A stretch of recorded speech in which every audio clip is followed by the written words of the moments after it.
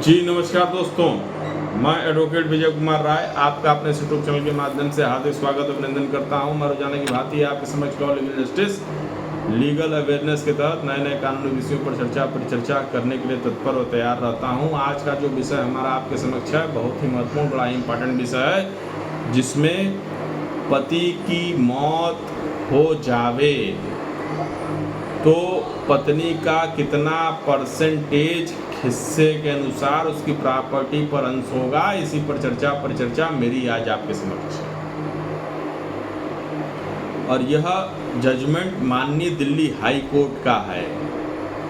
तो अब इसमें क्या कहा गया, इस पर स्पष्ट तौर पर परिचर्चा मेरी आज आपके समक्ष है, जिसमें यह कहा गया कि संपत्ति से जुड़े एक मामले पर फैसला देते हुए दिल्ली हाई कोर्ट ने साफ किया कि पति के मौत के बाद उसकी संपत्ति पर पत्नी का पूरा अधिकार नहीं होता है। हाई कोर्ट ने कहा कि पति की मौत के बाद पत्नी उसकी संपत्ति से लाभ तो ले सकती है, लेकिन उसका पूरी तरह से अधिकार नहीं होता है।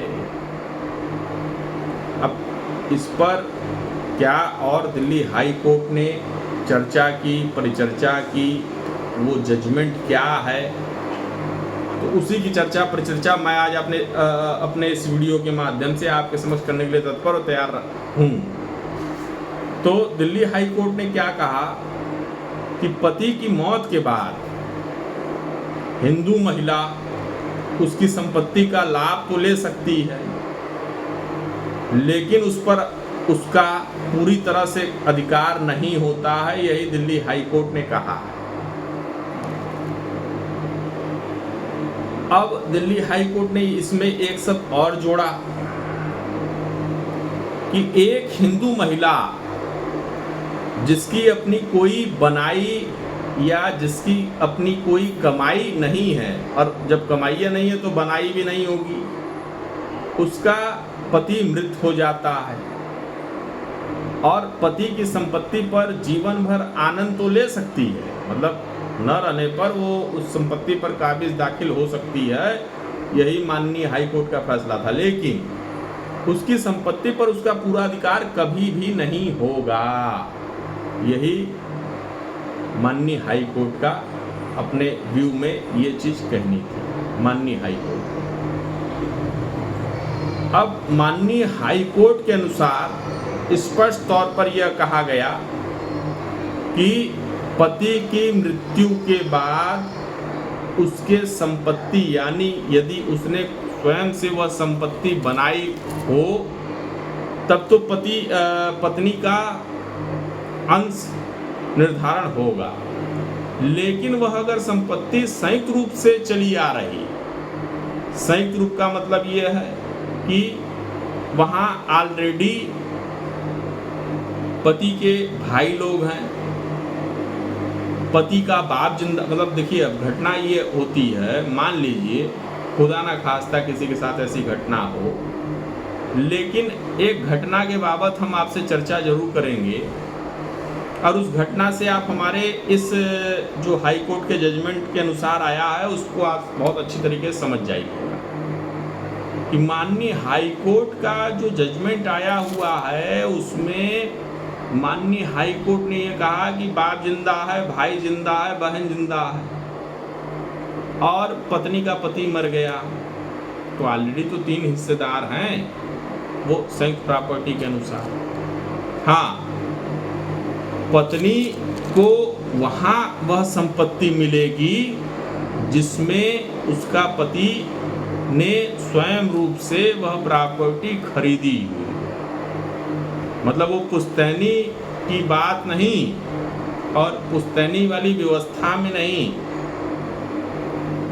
पुश्तैनी का मतलब यह है कि जो पीढ़ी दर पीढ़ी चली आ रही है या जो पीढ़ी दर पीढ़ी चलता आ रहा है,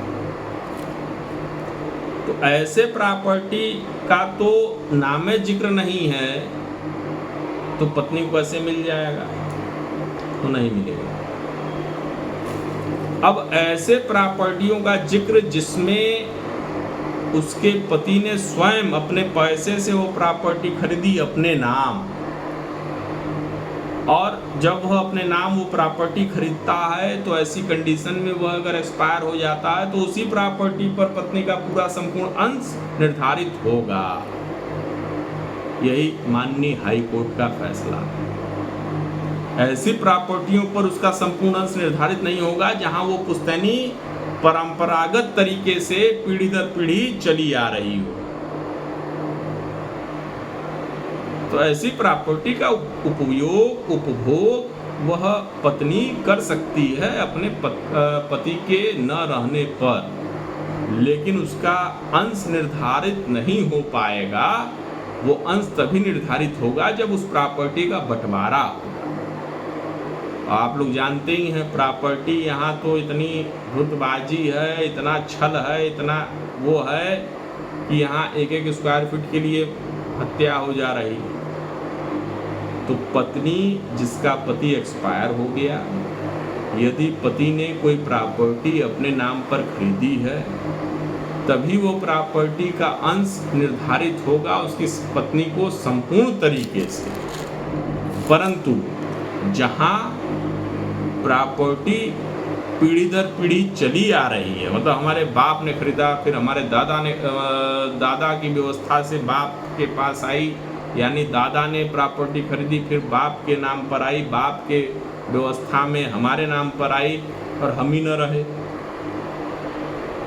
तो ऐसे कंडीशन में पत्नी उस प्रॉपर्टी का उपभोग कर सकती है, उसको इलीगल राइट प्राप्त होगा, लेकिन उस पर स्वामित्व और उस पर संपूर्ण अधिकार हमारे पत्नी का नहीं होगा। यही जजमेंट माननीय हाई कोर्ट का है, जिसकी चर्चा परिचर्चा मैंने आज आपके समक्ष की। यदि यह वीडियो आप लोग को पसंद आया हो तो आप इसे लाइक सब्सक्राइब जरूर करें, ताकि फिर एक नए वीडियो के साथ मैं अधिवक्ता विजय कुमार राय आपके समक्ष प्रस्तुत हो सकूं। यदि आप हमारे इस चैनल पर नए हैं तो हमारे इस चैनल को कृपया करके लाइक सब्सक्राइब जरूर करें, ताकि फिर एक नए वीडियो के साथ मैं आपके समक्ष प्रस्तुत हो सकूं। जय हिंद, जय भारत।